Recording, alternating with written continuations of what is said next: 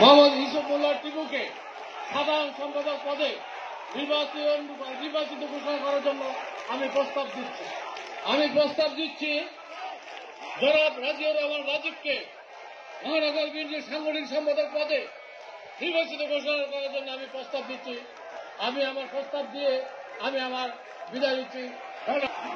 আমরা যে প্রস্তাব দিয়েছি